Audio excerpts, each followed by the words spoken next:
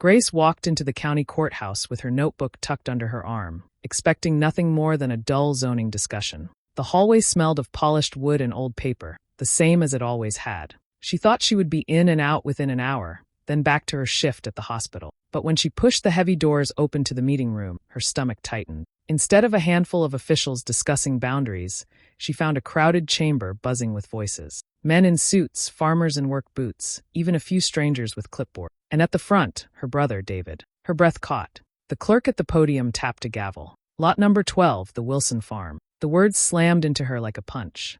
Wilson farm. Their farm. The land their father had spent 40 years breaking his back to clear, plant, and fence. The land he had begged them to keep in the family. Grace froze in the doorway, her heart pounding so loud she could barely hear the numbers being called. David stood tall beside the auctioneer, wearing his best shirt, his smile stretched thin but confident. She whispered to herself, "No, this can't be real." People raised hands, numbers flew back and forth, and Grace struggled to breathe. It wasn't just dirt being sold, it was her childhood. The barn where her father taught her to hammer nails straight, the orchard where her mother had laughed every harvest, the quiet pond where she had promised her father she'd never let the land go. She wanted to shout, to stop the auction, but the room pressed in on her. Everyone seemed to know but her. Her own brother hadn't called, hadn't warned her. He was standing there, betraying everything their father had built, while she stood alone in the back, blindsided. Her eyes burned as she stared at David. What had driven him this far? Why had he chosen secrecy over family? She didn't know yet, but one thing was clear. If the gavel came down, strangers would own the farm, and she couldn't let that happen. Grace's life was simple, but it was never easy. She worked long shifts as a nurse at the county hospital, rushing from patient to patient with tired feet and a steady hand. At night, she came home to her small house on the edge of town, where her 8-year-old daughter, Lily, waited with drawings and stories about her day at school. Grace loved being a mother, but it was exhausting doing everything on her own. Her husband had left years ago, and she had learned not to expect help. Still, she carried her burdens quietly. She believed in loyalty, in family, in promises that could not be broken. And for Grace, that promise was the farm. She grew up there, running barefoot through tall grass, helping her father mend fences, feeding calves from bottles that were nearly bigger than she was. Her father was a strong man with rough hands, and he always spoke about the land with respect. "This isn't just soil," he would tell her, brushing dirt from his palm. "This is blood. This is history. One day, it'll be yours to protect." Grace had believed him. She remembered late summer nights sitting on the porch, watching the fireflies while her father leaned back in his chair, teaching her lessons that were more about life than farming. He told her hard work was the only way forward, that family should stand together, and that the farm must stay in their hands, no matter what.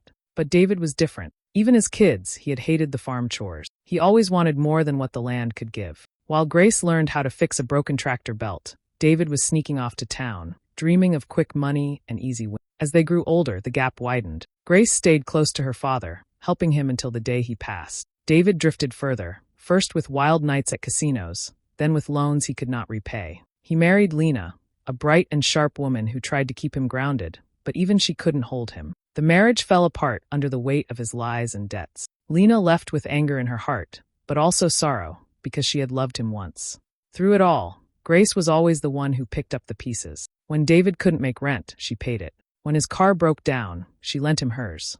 When loan collectors started calling, she took out small loans in her own name to cover him. Each time, she told herself it would be the last. Each time, he promised he would change. And each time, he disappointed her again. It wasn't until Lily was born that Grace finally drew the line. She realized she couldn't raise her daughter while pouring every bit of strength into saving David from himself. She told him no more. No more money. No more rescues. If he wanted to gamble with his life, he could, but she would not risk hers or her child's. The distance grew between them. Grace focused on her daughter, her job, and the quiet routine that kept her going. She still thought of David often, but she forced herself to let go. For the first time, she felt like she was building a fragile kind of peace, balancing work, motherhood, and the memory of her father's voice urging her to stay strong. Then the auction happened. Walking into that courthouse and seeing David sell the farm was more than betrayal. It was the breaking of every promise she had ever believed in. It wasn't just about money or land. It was about their father, about loyalty, about the bond between siblings that she had defended her whole life. Now all of it was at risk, and the fragile peace she had built was shattering right before her eyes. Grace waited for him outside the courthouse, her hands trembling, her chest so tight she could barely breathe. People spilled out of the auction room, murmuring about prices and bidders, but all she saw was David, strolling out with that same smug grin he had worn inside. She stepped into his path. What the hell was that? Her voice cracked, but her eyes were sharp. David flinched when he saw her, then forced a smile. Grace, you weren't supposed to be here. You didn't tell me, she hissed. You didn't call, you didn't warn me. You tried to sell the farm, our farm, like it was nothing. His smile faded, and for a moment he looked like a child caught with his hand in the jar. Then his jaw tightened. It's just land, Grace. Dirt and wood. You don't understand the situation I'm in. Her face burned. Just land. That's our father's life. His sweat, his blood, every breath he had went into that soil. And you. Her voice broke, but she pushed forward. You were going to throw it away without even telling me? David's eyes darted around, checking if anyone was listening. Keep your voice down, he muttered. I had no choice. Do you think I want this? I'm drowning. Debt's up to my neck. You wouldn't understand. Grace's heart pounded, and she felt the weight of her father standing there, invisible but heavy, his memory pressing down on her shoulders. She heard his voice as clear as if he were still alive. Keep the land. Promise me, Gracie. She swallowed hard. You always say you had no choice. Every mistake you've made, every mess you've dragged me into, you use that excuse. But this isn't just another bad bet. This is betrayal. David's face darkened, anger flashing in his eyes. Don't talk to me about betrayal. Where were you when I lost everything? When Lena left? When I had nowhere to turn? Grace stepped closer, her voice low but fierce. I was there, David. Every damn time. I paid your rent. I covered your loans. I stood by you when no one else would. And you used me up. I finally said no. And now you're taking it out on the farm? On Dad's memory? For a moment his anger faltered, and she saw the tired man beneath, the lines etched deep, the fear in his eyes. But then he looked away. It's already done. You can't stop it. The land's going to pay my debts, and that's the end of it. Grace felt her chest ache, as if someone had stabbed her. The betrayal wasn't just about the farm. It was about the brother she had defended all her life, choosing money over family, pride over loyalty. No, she whispered, shaking her head. It's not the end. I won't let you do this. David gave a bitter laugh. And what are you going to do, Grace? Outbid me? You can barely pay your bills. You think you can stop me? You've always been too weak. The words hit her harder than a slap. Too weak. It was something he had always thrown at her, even when they were kids. And yet she remembered her father's steady hand on her shoulder, telling her she was the strong one, the one who would keep the family together. Her eyes filled, but she didn't back down. I may not have money, but I have more strength than you ever will. I will find a way to save the farm, even if it's the last thing I do. David stared at her, his face tight, then shook his head as if she were hopeless. He turned and walked away, leaving her standing in the courthouse steps, shaking with rage and grief. Grace lifted her chin, wiping her tears with the back of her hand. She had no idea how she would fight him, no resources, no plan. But deep in her chest, beneath the pain, a spark of determination lit. She would not let her father's legacy be sold to the highest bidder. She would find a way. Grace couldn't sleep after the fight with David. She tossed and turned in bed, listening to the sound of the clock ticking, her mind racing with his words. It's just land. You'll never outbid me. Every time she closed her eyes, she saw her father's face, the way he looked at her the day he made her promise to protect the farm. By morning, she knew she had to find out how deep David's troubles really were. It wasn't enough to know he had debts. She needed to see the whole picture. She started at the courthouse records office. With shaking hands, she flipped through public filings until his name jumped out at her again and again. There were liens against his name, notices from banks, unpaid taxes. The numbers made her dizzy, tens of thousands of dollars, maybe more. Later, she called an old friend who worked at the sheriff's office. He hesitated at first, but after hearing the strain in her voice, he told her what he knew. David owed money to loan sharks who operated just outside the law. He had credit with a casino in the city, and he had fallen behind on child support payments to Lena. Grace's throat tightened as the pieces fit together. This wasn't just a bad patch. David was drowning, and the farm wasn't a choice. It was his only escape. He was gambling with their family's soul to save his own skin. That night, after Lily was asleep, Grace sat at the kitchen table with bills spread out around her. Her own bank account was already stretched thin. Between rent, groceries, and school supplies, there was hardly anything left each month. She had nothing close to what it would take to fight him at auction. If she stepped in, she could lose everything. Her chest ached with guilt. She thought about her daughter. Was it fair to risk their security for land? But then she thought of her father again, his strong voice in her memory. The land is who we are. Don't let it go. The next day, she ran into someone she hadn't expected, Lena. It happened in the grocery store, near the produce aisle. Grace almost walked past, but Lena saw her first. Grace, Lena said, her tone cool, her dark eyes sharp. Grace forced a smile. Hi, Lena. How are you? Lena crossed her arms. Better than David, apparently. Word travels fast in this town. Grace's stomach nodded. You heard about the auction. Of course I did, Lena said, bitterness dripping from her voice. I'm still waiting on the child support he owes. And now he thinks selling your father's land will fix everything? Typical David. Grace hesitated. She remembered how much Lena had cared for David once, how hard she had tried to hold their marriage together. Now all that was left was anger. But beneath the anger, Grace thought she saw something else too, hurt. I don't know how to stop him, Grace admitted quietly, but I can't just stand by. Lena studied her for a long moment, then shook her head. He'll never change, Grace. You've always been the one holding him up, and he always drags you down. Grace wanted to argue, but she couldn't. It was the truth. Over the next few days, the town buzzed with gossip. Some neighbors told her to fight for the farm. Others whispered that maybe it was time to let it go. A cousin even called to say David was right, that the farm wasn't worth the trouble. Grace felt the walls closing in around her. People she had trusted her whole life were taking sides, and more of them seemed to be siding with David. One evening, as she walked across the farmyard, she paused by the barn. Dust motes floated in the air. The wooden beams creaked in the wind. She remembered painting the walls with her father, her small hands messy with red paint, his laughter booming as he teased her for missing spots. She closed her eyes and whispered, I can't lose this. But the doubts didn't go away. She felt alone, her daughter depending on her, her family turning against her, and David pressing harder than ever. The next time they met, the fight was even worse. Grace found him outside a bar, leaning against his truck, smoke curling from the cigarette in his hand. She walked straight up to him. Stop this, David. Don't sell the farm. We can figure something out. He laughed bitterly. You? Figure something out? You can barely keep your own head above water. You think you can save the farm? Grace's hands clenched. I'll try. I'll find a way. David's eyes narrowed, and his words cut like a knife. You'll never outbid me. You've always been weak, Grace. Always. You think Dad trusted you because you were strong? No.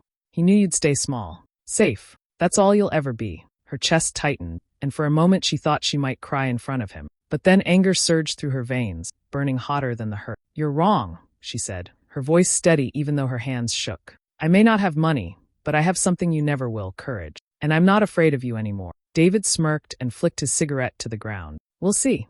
He climbed into his truck and drove off, leaving her in the dust. Grace stood there, breathing hard, her heart breaking but her resolve hardening. She was alone, but she would fight. She had to. Because the farm wasn't just land. It was her father's legacy. It was her daughter's future. And it was her strength, even if no one else believed in it. The courthouse was packed that morning. Word had spread, and the auction of the Wilson farm had drawn more people than usual. Farmers, bankers, and strangers from out of town filled the benches, waiting for their chance to claim the land. David walked in with his head high, dressed sharper than he ever did on normal days. His eyes gleamed with confidence, like he already owned the future. He shook hands with a couple of men in suits, laughing too loudly, as if the farm were already gone and his debts already cleared. Grace stood outside for a long time before walking in. Her hands were damp, her stomach twisted in knots.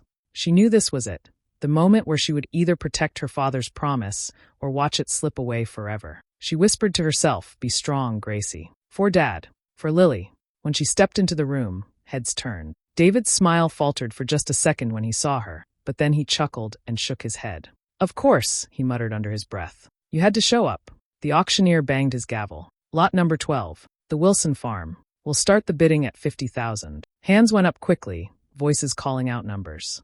Grace's heart pounded. She knew every figure that came out of the auctioneer's mouth was more money than she had ever seen in her life. David joined in, his voice strong and full of pride. He was climbing higher and higher, chasing the number that would erase his mistakes. Grace sat frozen for the first few rounds, her pulse racing. She almost convinced herself she couldn't do it. Then she heard her father's voice again, steady and clear in her memory. Don't let it go. She raised her hand. 75. The room went quiet for a beat. People turned to look at her, whispering. David's head snapped toward her, his face tightening. You've got to be kidding me, he said under his breath. But the auctioneer smiled and nodded. 75. Do I hear 80?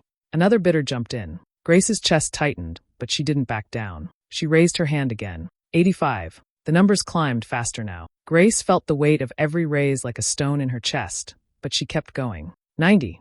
95. 100. Each time she spoke, the crowd grew louder with whispers. People leaned forward, shocked. David's calm slipped away with every number. His voice grew louder, his face redder. He slammed his hand on the bench when she countered him again. "Stop it, Grace," he hissed, his voice shaking with fury. "You don't have this kind of money. You're bluffing." But she wasn't bluffing. She had something he didn't expect. The bidding hit 150,000, and Grace's hand went up again without hesitation. 160. The room gasped. David's eyes widened, rage flashing in them. "Where the hell are you getting this?" he demanded. Grace didn't answer. She sat still, her chin lifted, her heart hammering so hard she thought it might burst.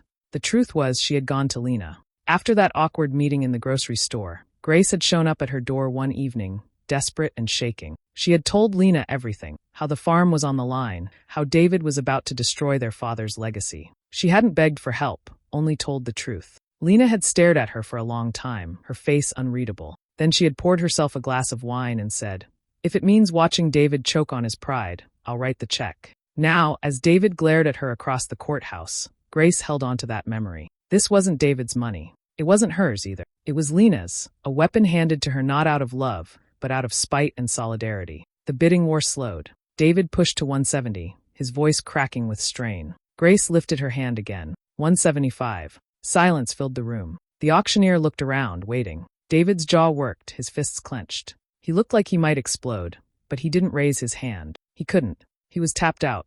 The gavel came down. "Sold. To Grace Wilson." The room erupted in murmurs. Grace's knees felt weak, but she stayed standing, breathing hard. Across the aisle, David looked destroyed. His face was pale, his eyes wild, his mouth trembling with words he couldn't form. "You used her," he spat finally, his voice shaking with rage. "You went to Lena? You think that makes you strong. That makes you pathetic." But no one in the room was looking at him with respect anymore. They saw the truth, his pride shattered, his power gone. For the first time, he was the one humiliated in front of everyone, and Grace was the one standing tall. She didn't answer him. She didn't need to. The farm was safe, and David's lies were exposed. And in that silence, she felt her father's presence beside her, proud and steady. Grace drove back to the farm that evening, the auction papers on the seat beside her. The sun was sinking low, painting the sky in orange and pink. She parked by the old barn and stepped out, breathing in the smell of cut grass and dust. For the first time in weeks, her chest felt lighter. The farm was hers now. Safe, but peace didn't last long. She heard the crunch of tires on the gravel road. David's truck pulled up fast, the door slamming open before he even cut the engine. He stormed toward her, his face twisted with rage. "You think you won," he shouted. "You think this makes you better than me?" Grace stood her ground. Her hands shook, but she kept her voice steady. "It's not about being better, David. It's about protecting what Dad left us. You tried to sell it for your debts. I couldn't let that happen." His laugh was bitter and broken. "You don't get it. I had no choice. I've been drowning, Grace. Do you know what it feels like to wake up every day with people waiting to break your legs? To know you'll never crawl out of the hole you dug?" His voice cracked, and for the first time she saw more pain than anger in his eye. "You did this to yourself," she said softly. "I covered for you more times than I can count. I paid your bills, your rent, your mistakes. But I can't save you anymore. Not at the cost of Dad's legacy. Not at the cost of myself." David shook his head, pacing like a caged animal. "I was supposed to be the one who made it big. Not you.